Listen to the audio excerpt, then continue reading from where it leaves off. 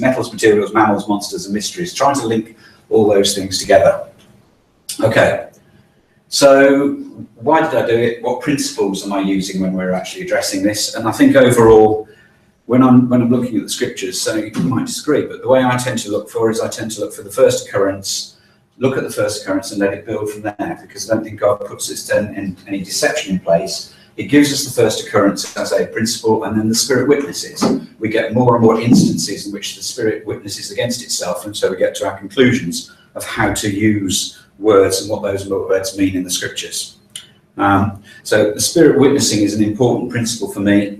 And then the other one is I like to go back to the original word, see it in its context, always see it in its context, but the one plea, and this is towards the youngsters, is don't be a Strong's pedant. I think we've got a danger, is that we look up and say this is Strong's 164, and therefore it's Strong's 164 and it doesn't occur anywhere else. But actually, if you look at Strong's 163, it's pretty well the same word. 165, pretty well the same word. You know, Greek and Hebrew, they're very like that. We've got words which we do in English. We coin words, we extend words. When we're looking for words and looking at concordance, please, let's stretch ourselves in the concordance. Look either side for the power of words. For example, horns. The word horn only occurs in Daniel as it's specifically said and used there. But the horn, when you see it in the context, it's the horn on a ram, on a goat, etc. And when you see the horn on the ram or the goat outside, it's obvious it's the same word. It's just, the word has just got one slight change in Strong's. It's pretty well the same. So let's not be too pedantic. And that applies for me, and then about the interpretation. I'm not trying to be pedantic. All I'm putting across is I'm trying to look at things, we get to conclusions, and we'll see where we go. That's the aim for tonight. So that's the principles. So metals, because Daniel chapter 2, you know Daniel chapter 2, but let's just go back to the principles of gold.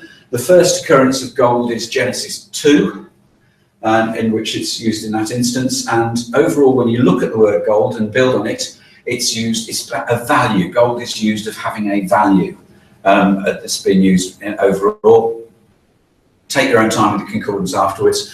Used in the context of the tabernacle, used around gold, about the Elohim were made of pure gold. The Elohim of gold, it's called. There are 5 different words for gold, by the way, and that just shows how, you know, gold is gold to us, but it's like snow has got 50 different words to somebody who lives up there. 5 different words for gold. Psalm 117 brings you then a more spiritual analysis of gold. Therefore I love your commandments more than gold, yes, more than fine gold. And leaping into an interpretation, gold tends to have, here's another one. And gold, though, we've got to bear in mind, gold is not only used in terms of the purity of the Elohim, but it's also used of people's greed and as people produce things, and it's their work. So Corinthians, now if anyone builds on this foundation with gold, silver, precious stones, wood, hay, straw, each one's work will become clear, for the day will declare it, it will be revealed by fire, and the fire will test each one's work. So gold is something which we produce. We can either produce something of value, of gold, and less value, silver. One of those interesting things, gold's a soft metal. It's very malleable in comparison to the hardness of others. So it's the key value of gold over silver is that it rusts at a lower rate, and so therefore its value is retained longer, as well as it's more rare. But it's rare material. Ooh. Yeah, silver then. Silver, again, first occurrence, it's got value and it's about money, it's about being associated with gold. But overall, if we try and leap steps, silver seems to be talking about atonement in terms of the silver was used to atone. It's the word kasef there in silver. Children of Israel would appoint for the service of the tabernacle, maybe a memorial unto the children of Israel to the Lord to make an atonement for the souls. So an interpretation, but we'll get to that in a minute, is that silver is linking to atonement. And brass then drops. Brass then drops quite significantly in A, value, and B, significance. In terms of the feature of brass is that it's a red material, red metal. It's the first red metal rather than the shiny, valuable one. So it's a baser material. And what's also interesting, whilst it's a baser material, the first instance of the word brass is talking about Zillah who bare Tubal Cain. tubal Cain, of Cain, first instance of brass is being used in the context of a negative person, Cain standing up against God, rather than those people standing up for God. And what was tubal Cain? He was an artificer in brass and in iron. So the first instances, you get gold and silver being of value, but then you get tubal Cain, brass and iron, being almost in a different camp, and there seems to be a slight separation between the two. Also used in the tabernacle and in the serpent. And if you've got time, you probably know it yourself in the tabernacle, how that the entrance to the tabernacle and the court of the Gentile, the entrance to the tabernacle and the outer court, very brassy, moving towards silver, and as you move towards the middle, it's there getting very silvery, moving towards pure gold, and gold in the centre. So as closer as you get to the Holy of Holies, so the value of the material actually gets more valuable, more rare, as you're getting closer to the presence of God. Conclusions. There you go. There's just an instance of how brass was being used in the context of being blasting, mildew, inflammation, burning. And what happened as a result of those people who were standing up against God, what was going to happen over them was that they were going to be basically in a coffin to nothing but red brass above and iron underneath. So no access directly to God. So rough analogies that you get to in colours, which in metals, first part of what we're doing, is that you've got this progression of, we start off in a sinful state, we start off in a state of brass, and then through the redemption of Christ, we then come to God, who is the symbol of purity in there. So there's this silver is the mediator, it's in the middle between sin and between the purity of God. Interesting, that then follows the same thing that you get going on with the colours of the materials in the tabernacle, how that you've got the red materials tend to relate to sin, and the blue tends to result to the heavenliness, the righteousness, the purity that exists with God, looking up towards God. And in between the two is the mix of blue and red, i.e. purple, which is the colour of the King, which is the colour of the Christ, which is the colour of redemption. And so the metals and the materials tend to have this similar theme that we can take. So that's just the metals as a context for how we actually get into looking at Daniel's 2, 7, 8, etc. So when we look at Daniel's 2, 7 and 8, we know that the head was the head of gold, which we know from Daniel 2 said, "Thou, Nebuchadnezzar, art that head of gold." What's the very first thing that Nebuchadnezzar then does in the next chapter? He then sets up an image totally of gold. Thing I'd never really thought about before then was that is in the instance of Shadrach, Meshach and Abednego, or in the instance of the fiery furnace. What was the fiery furnace there for? I reckon it was therefore to produce the image of gold. So the fiery furnace was there as Nebuchadnezzar's rebellion against God. I will create my own image. And it was his part of his power. Makes more sense then that Nebuchadnezzar is saying, out of my might, I'm going to stand up against God. I'm going to create my image, in my own image, full, all the way gold, head to feet. And when Shadrach, Meshach and Abednego wouldn't bow down, what were they going to do? Put it into place of his ultimate power, stoke it up 7 towns. He was showing his power. It was direct rebellion when he was putting Shadrach, Meshach and Abednego into the fiery furnace. And then God protected them in that instance. Even more important when you think of it that way. Just consolidating red a little bit more. First instance of red. So, and the first of the two, Esau and Jacob, came out red all over like a hairy garment, and they called his name Esau, red Esau. But then afterwards, Esau says to Jacob, feed me with the same red pottage, for I'm faint, therefore his name was Edom, equals red. So Edom, everything to do with red is annotated towards sin, the shedding of blood linking to sin. That's then trying to give the youngsters, giving us just the foundation then on the colours that are there. If we then look at Daniel 2, that's then how that's portrayed. So we've got the purity of the head, which we know is Nebuchadnezzar, progressing to the silver, progressing to the brass, bit of a break there, which we'll come to in terms of value against lesser value, and then iron legs, iron clay feet. So that's what we get in Daniel chapter 2. One of the things just to observe at this point in time that's important to me is this bit about Deuteronomy, the proof of the prophet. And why are we going to accept Daniel 2? It's because Daniel 2 inside it has got the proof of the prophet. The Spirit is witnessing at that point in time that Daniel's words were true. Okay, the next chapter when we look to, I find something quite a complicated one. What's the jump and what goes on in between? Because when we look at chapter 7 when we look at chapter 5, it's about Belshazzar, right? So chapter 5 is about Belshazzar, and then chapter 6 is about Darius, who's a bit later, and then chapter 7 is back to Belshazzar.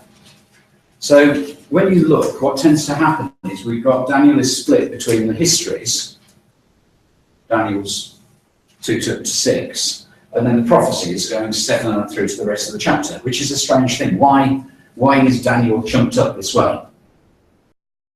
Just for the context, some of us have been here from previous studies. Let's just quickly go through what has gone on between 2 and 7, and what are the key messages that God is giving us from his word in between 2 and 7. So these are the main events that go on between Daniel chapters 2 and 7. We've got the image of gold, and we've got the fiery furnace. Then we've got a lesson, and the lesson that we're getting from those is 3:28. Now, throat's sore, brain's addled. What I'm going to do is I'm just wondering if, Ken, could you take the first reading? Could you take 3:28? And as I shout it out, next one, if you're happy to do it, if you read it out as we go around. But Ken, let's remind ourselves of the learning from Daniel 3:28.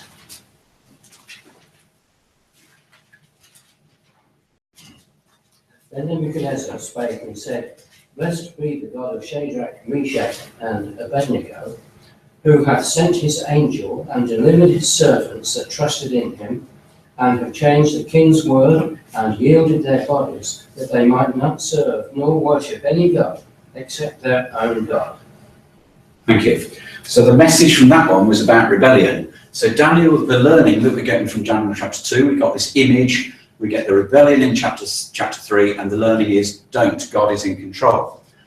We then get the next prophecy of the banded tree, which, interestingly, the banded tree, if you think about it, roots underneath the ground, tree reaching above the ground, but that which is above the ground gets chopped off and just is banded by brass and iron, back down to being banded by the baser metals that are holding it and therefore constraining it from growing any higher. What's the learnings then from Daniel? Can we just have chapter 4, verse 17, Brett, please?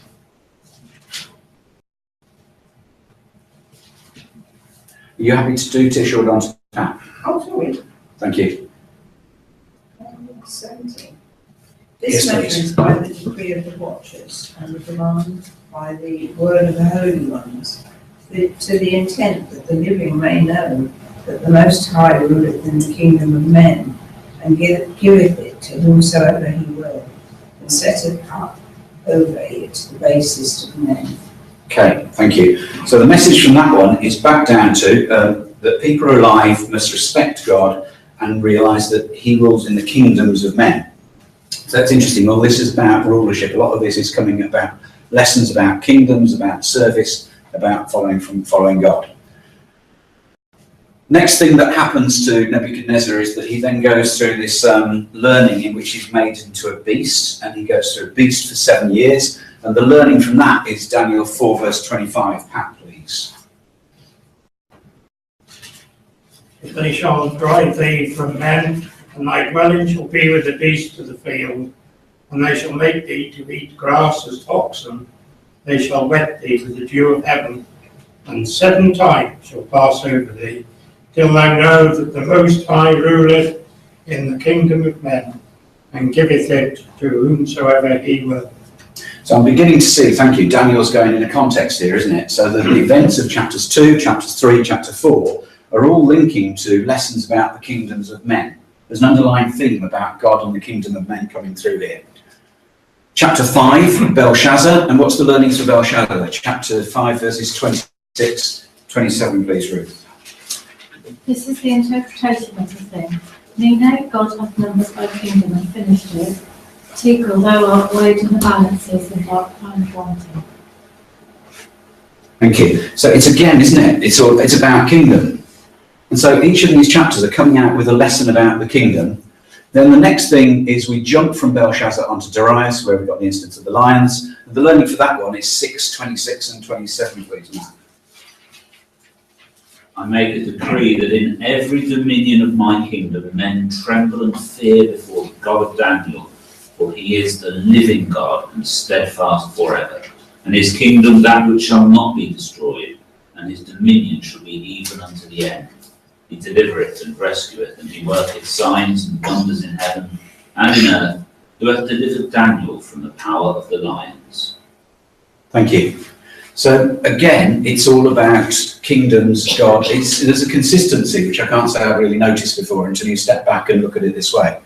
So therefore, that's why there's a break. We're being given messages, and if you skim read it, you can see this. Generally, this is God actually passing on messages about who is in control. And then having established that, sorry, that explains why 7 is out of order to me. He then moves on, and we've got chapter 7 and chapter 8. And when you look at 7 and 8, you find that each of them have got a degree of the proof of the prophet against God. It's actually saying, listen to me and why. Have I got it on this one? Because chapter 7 talks one of them that stood by. So there's an angelic presence in chapter 7 to make us again listen and to accept the Spirit witness. And chapter 8, it's got Gabriel. I meant to look up what Gabriel means because I think it's probably what Gabriel means rather than... No, I didn't try to write it down. So again, you've got an angelic presence actually reinforcing. So what we're being told is lesson, God in control, and then God through the angel passing on messages for us to listen to.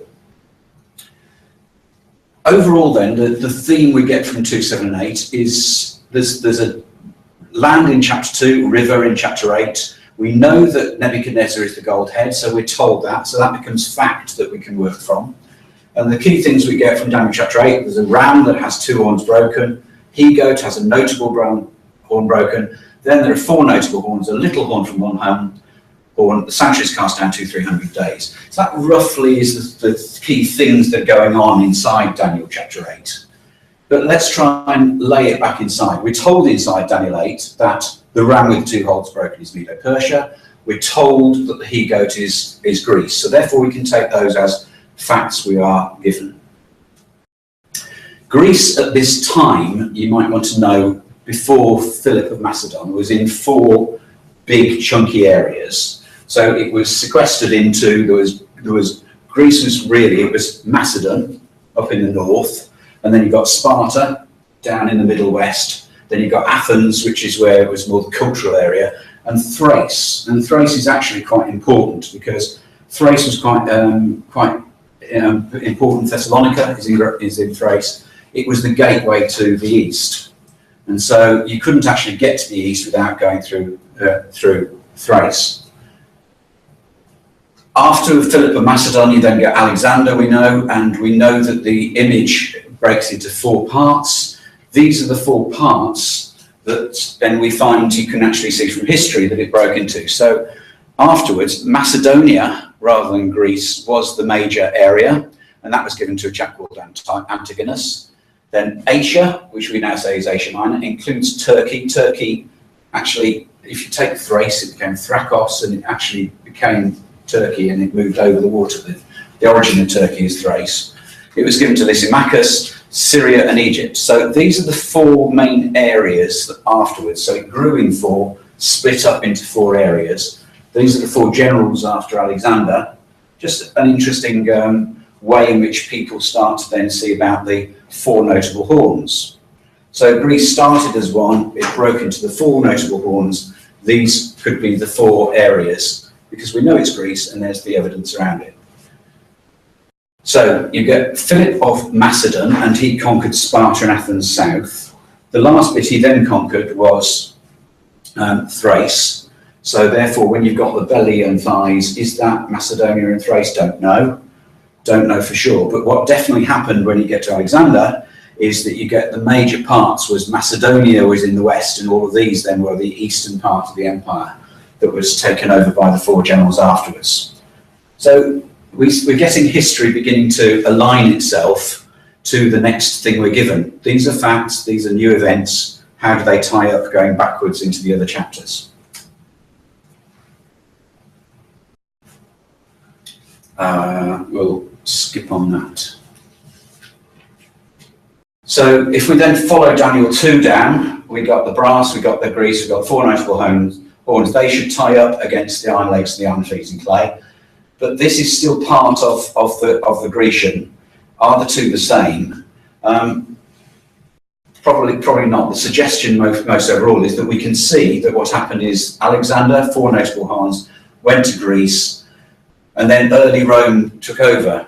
What's really interesting then, when you look at early Rome taking over, Greece was now very spread. So when Rome conquered Greece, it was automatically into 2 areas. When you look carefully at it, Rome was always an east and a west. And it was always very east and west right from the start, which fits belly and thighs, 2 legs going down. So personally, I think that the Rome is the 2 legs. You've got the east and the west going all the way down. And the major theme, when you look, is about east and west. Let's see how Scripture validates against it. The next thing that happens in Daniel 8 is you've got a little horn from one thorn. Don't get that yet. But this sort of ties up. That's the premise. Daniel 8 verse 9, and out of one of them came forth a little horn, which waxed exceeding great towards the south, towards the east, and towards the present land. So here's this little horn which Luke read for us, and where does that little horn rise? That's a question that we can cover in discussion. When does it rise? What does it mean? What does it do? Interested? Okay, so we've got this premise around the iron legs. Let's see how the Scriptures then tie up against the Scriptures. Because what we get introduced in Daniel 7 is we get sea with river, you get a lion with plucked wings, you get a bear, you get a leopard, unusual animal, and you get iron teeth.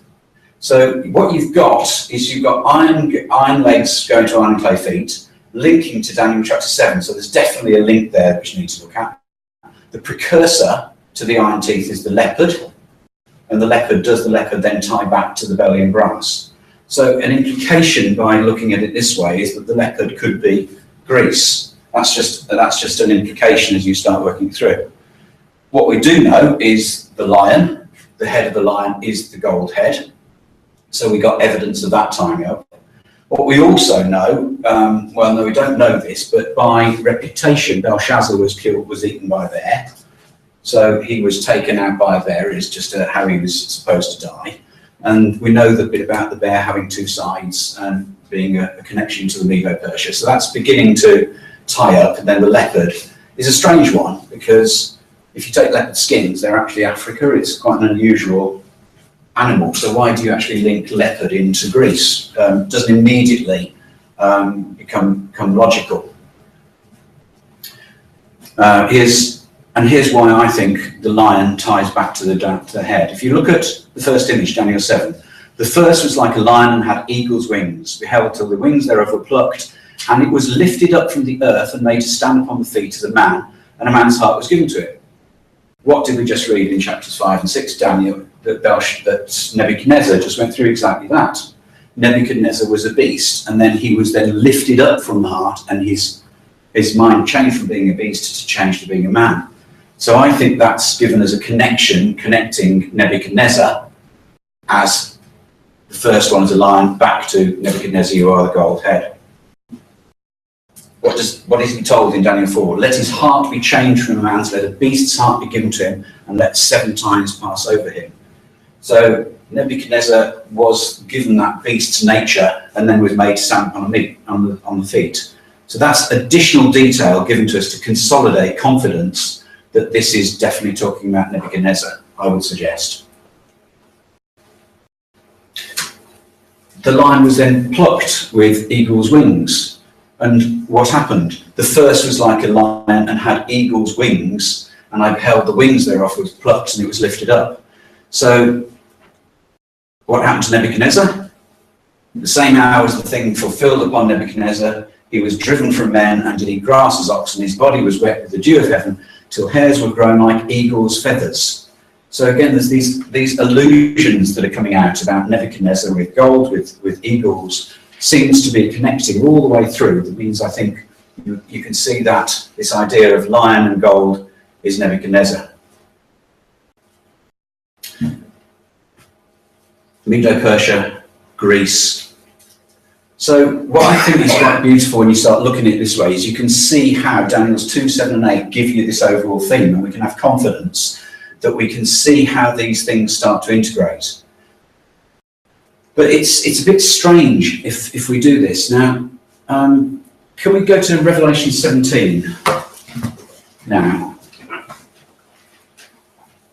Because like Daniel 7 was confusing. If we just go to Revelation 17. Because what we've been picking up really is that 2, 7 and 8 is an evolving nature of something going on. It's the 4 beasts. 2, 7 and 8, it's all the same thing beginning to amplify itself. And if we look at Daniel 17, and whoever's next would it be? Like Mary, could we have 17 and could we have verses 1 through to 3, please?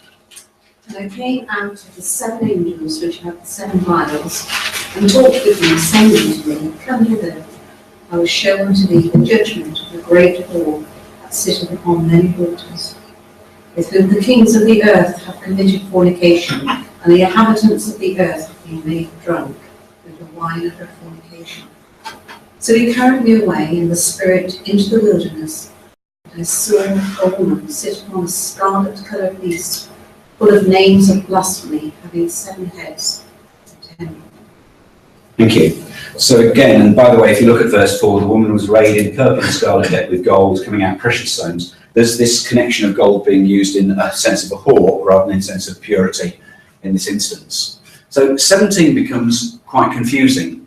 But if we now try and lift it again and look from the themes that we've picked, what you get is that you get gold occurring for Daniel chapter 2, Daniel chapter 7, the lion, which we know connects, and you've got gold in Revelation 17.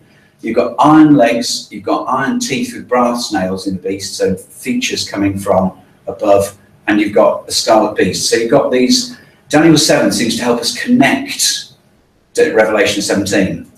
Then in Revelation 17 we've got 10 horns, and we've got 10 horns in Daniel 17. We've got a little horn, and over here what we've got is we've got 7 heads, then they get taken away, and there's an 8th afterwards, so you get one that stands alone at the end. And then the other thing you get in Revelation is that you get the stone being the principle of Christ, and Revelation you get the lamb being the principle.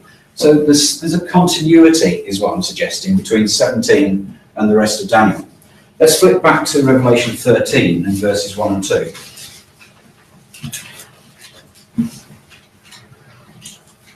Yes, Adrian. And I stood upon the sand of the sea, and saw a beast rise up out of the sea, having 7 heads and 10 horns, and upon his horns 10 crowns, and upon his heads the name of blasphemy. And the beast which I saw was like unto a leopard, and his feet were as the feet of a bear, and his mouth as the mouth of a lion. And the dragon gave him his power, his seat, and great authority. And when we see that then in the context of everything else, it really starts knitting together in really quite an exciting way. Because what you've then got is we've got 10 horns, 10 horns, 10 horns, 10 horns. You've got 7 heads with 10 crowns going through 7 heads and 7 heads. This connection going on between Daniel chapter 7 through 12, 13 into 17 that progresses. So you get these connections going on. That what we just read, you've got a C and you've got a C coming out, didn't annotate that in there. You've got a lion, which connects us back all the way across all of them. We've got a bear suddenly occurring, which connects us back to Daniel 17. All of a sudden, the leopard has now got a relevance. We're giving the leopard in 7.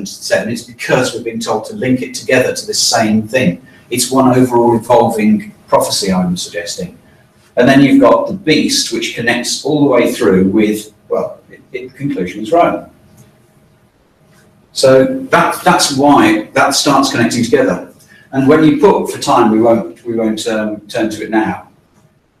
If you put 12, sorry, missed it. I was supposed to write 12 in. Yeah, if you put 12, you've got these characteristics coming in as well. So you've got this huge consistency going across all of them. So does this then make sense? Does this make sense in terms of us having a look at it? If we then connect and look for this as a single prophecy and tie it together, you'll find you've got Daniel's 4th beast, and you've got the dragon, the beast of the sea, the beast of the earth, the scarlet-coloured beast. And all of these things start coming across. And so we can see that this is all talking about how a beast has got 7 heads, 10 horns, it persecutes the saints for 1260 years, it blasphemes against God, it's judged, the saints assist destruction, and it's destroyed by flames. It's a principle of standing up against God. And I think 2, 7, 8, 12, 13, 17 is all standing up against the rebellion against God. Let's go for this one now. Thank you.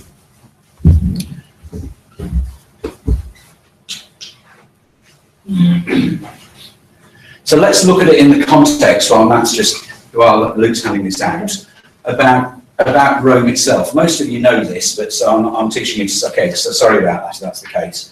Rome itself was built on 7 hills. So there's a connection there between the 7 of Rome and the 7 hills that were there. The 7 hills are listed down here. So it was created, Romulus and Remus, they were fed by wolves, and Romulus killed Remus, and he killed Remus to establish his kingdom, and it was suggested around 753 BC, which is 300 years ahead of Alexander. Yeah, so Rome was created before Alexander, and then Alexander comes when they're in the 2 legs.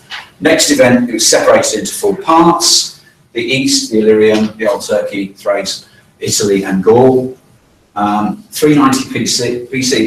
Now that I had to remind myself, around about the time of Alexander, it was actually being invaded by Gaul, so it was beginning to lose in its power about the time of Alexander. So it was growing and coming through. However, it recovered from that. 100 BC, 1 people in 8 in Rome was a soldier. And it reached its height, Julius is just before, reached its height 100 AD under Trajan, when it had its biggest empire overall. So this is just about the time then of when John prophesies, if we think John prophesied AD 96, not long afterwards. This is Rome was then at its height.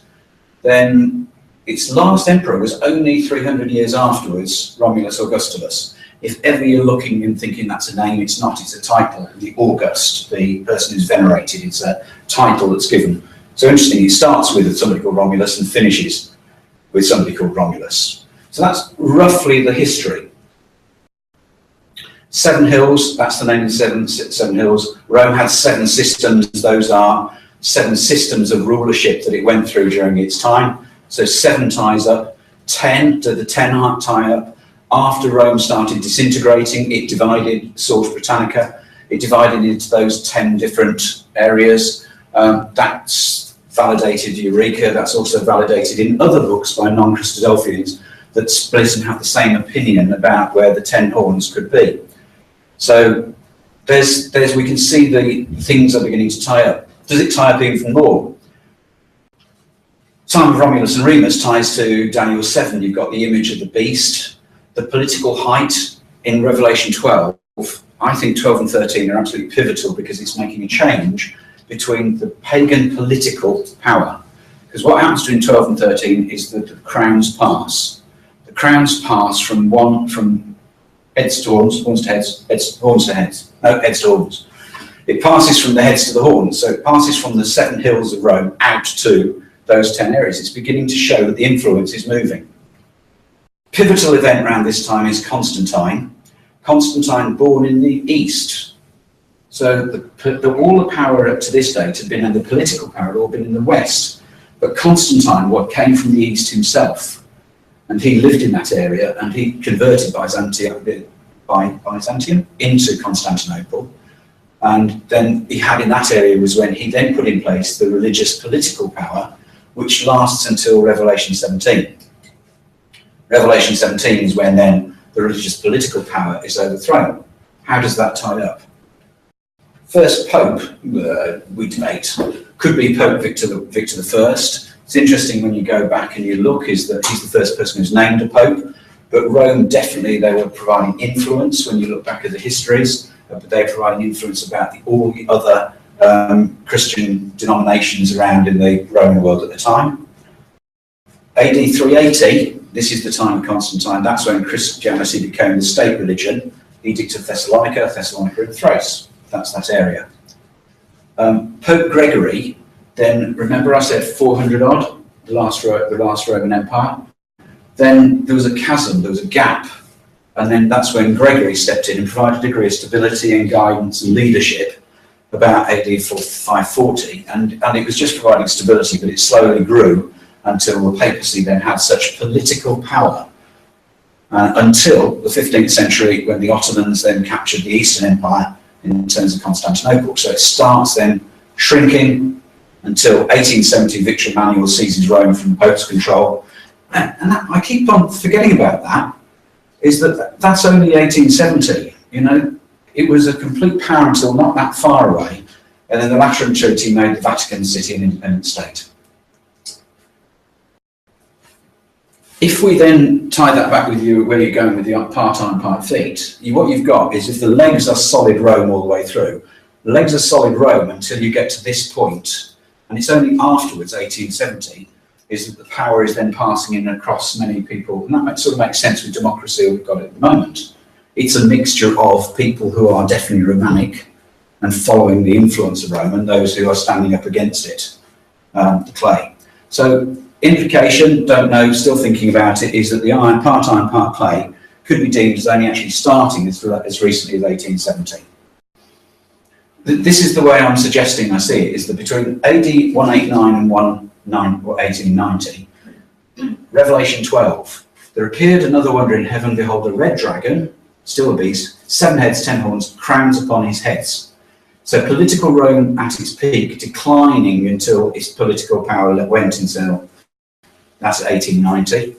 But what grew from 189, that Pope Victor, whatever his name was, slowly religious Rome's influence grew and grew and grew during this time when it was having a degree of political and religious, until it then finished, and then it became, in effect, a non-political joke. But it changed at 1890 when it was recognised as having no power other than in its own Vatican state. So I think the crown's passing ties up. I think it ties up, because Revelation 12 and 13, to see how the crowns on the head pass to the crowns on the horns, passes out to the 10 crowns, passes out to the nations that still have subservience to the beast, that still have subservience to Rome.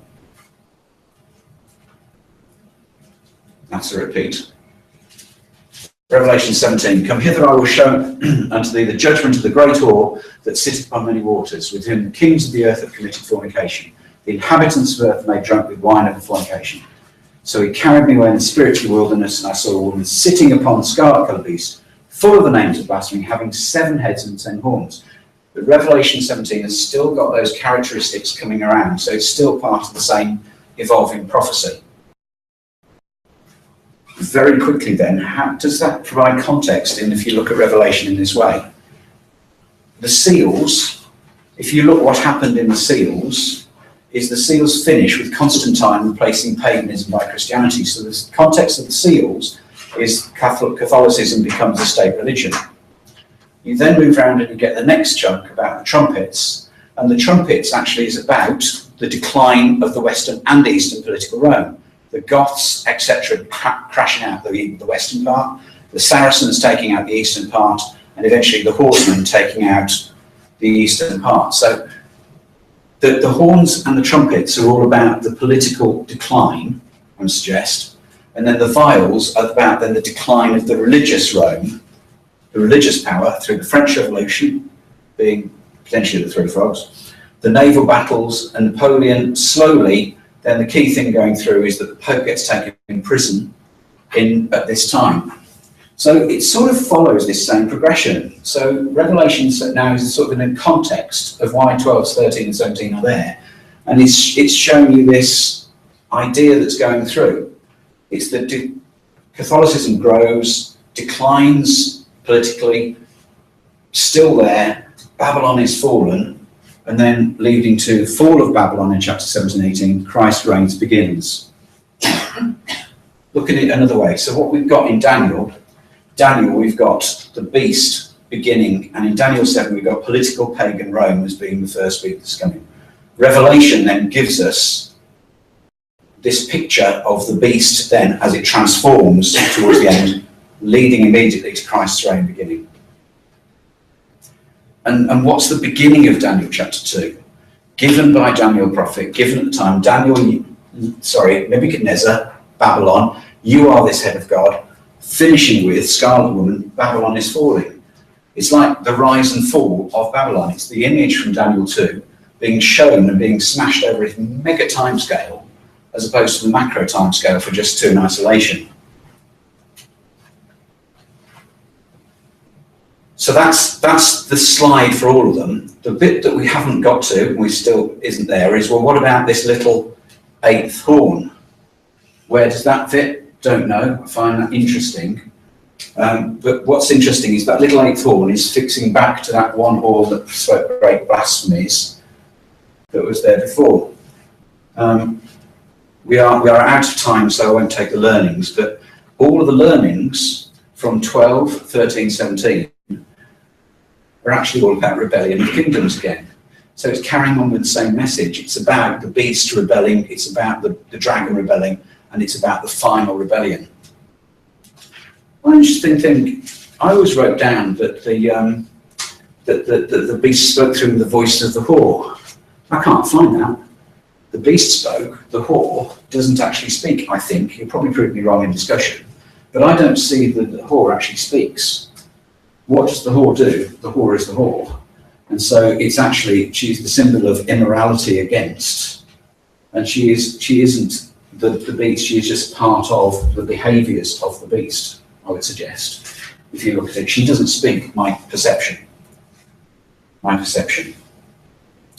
the key thing, trying to finish on the positive, is that these things are all smashed together. The events are all there.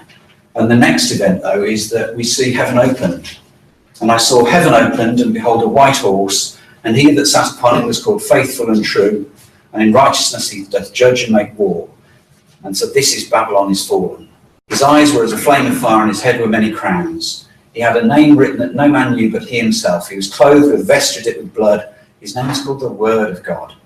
The armies which were in heaven followed him upon white horses, clothed in fine linen, white and clean. Out of his mouth goes a sharp sword, and with it he should smite the nations, and he shall rule them with a rod of iron, and he treadeth the winepresses of the fierceness of the wrath of Almighty God, and hath on his vesture, as opposed to Babylon the Great, Babylon is falling, has on his vesture and on his thigh a name written, King of Kings and Lord of Lords. So the purpose for tonight was to try to get 2, 7 and 8 so you could see the connections, and then flowing through, I would suggest, into how you can see that gives the whole revelation in the context of the symbols have all been fulfilled. We're in a time, I would suggest, is that when that 7th horn was taken, 1870, the 8th is the state we're in now. It is the little voice that's speaking great blasphemies that's got no political influence. And I think in 1870, that's potentially when the 7 horns, the little horn, Daniel 7 is there, and that's where at the moment was the influence that is still coming through, that quiet influence. But it's not just, I would suggest, the influence of Rome, it's Babylon. It's got that spirit of, right back to the start, sugarcane, artificer in brass. It's the spirit of Babylon from sons of God, daughters of men, the whole of the scriptures standing up and saying it's people who stand up against God. So Babylon is about the spirit of rebellion against God. And that's what I think the little horn is the time now in which we're a time when people are either doing it for religious or for pseudo-religious or for a-religious purposes, standing up against God and speaking the words of blasphemy against God. So I suggest it makes sense to me. So that's what I wanted to achieve tonight. I've gone over too much in time. Thank you. BibleTruthAndProphecy.com is a worldwide collaboration by Christadelphians to help promote the understanding of God's Word to those who are seeking the truth about the human condition and God's plan and purpose with this earth and with mankind upon it. Bible Truth and Prophecy is part of a wider set of online resources provided by Christadelphianvideo.org for establishing just how far removed the true Christian teaching of the first century apostles is from that taught by mainstream Christendom today. BibleTruthAndProphecy.com is very much a standalone website, but benefits from our vast network of sites and resources and social media. Here are just a few of the things that BibleTruthAndProphecy.com offers. We have a good number of written articles supplied to us from brothers from all over the globe. These deal with first principle issues, creation versus evolution, the inspiration of the Bible, and so much more. We have a whole section of video study series. These are studies that have been posted onto our YouTube channel, but because of the difficulty of the search feature within YouTube, we have chosen to host on Bible Truth and Prophecy. So now every video you search for within the site, you can be guaranteed that it will be of a Christadelphian nature. We also have a preaching video section, where any ecclesia is invited to download and use or embed these videos within their own ecclesial websites. We also have an exhortation service, where we produce 2 or 3 exhortations per week, which we then circulate to brethren and sisters in isolation. We also have an ever-growing list of approved Christadelphian sites. We also have a page of live news feeds, so you can keep up to date with all the breaking news as it happens. We also have a section for the daily readings. Each day at around midnight we publish all 3 of the daily readings, and then later on in the day we publish thought for the days, often based on all 3 portions of the daily readings. Within each daily reading post there is also a link to enable you to have the Bible chapter read to you directly. We also feature Bible in the News videos which we have produced from the Bible in the News website. We also feature Brother Don Pierce's milestone snippets, which come out approximately 3 times a week.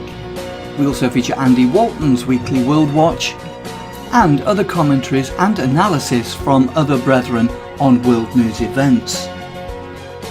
You can also subscribe to the blog and be notified of posts as they happen in real time, and also subscribe to the weekly newsletter, which is provided by Christadelphianvideo.org. Every page and post on the site has the facility to be able to leave a comment or make an observation, so please take advantage of this and let us know what you think of the site.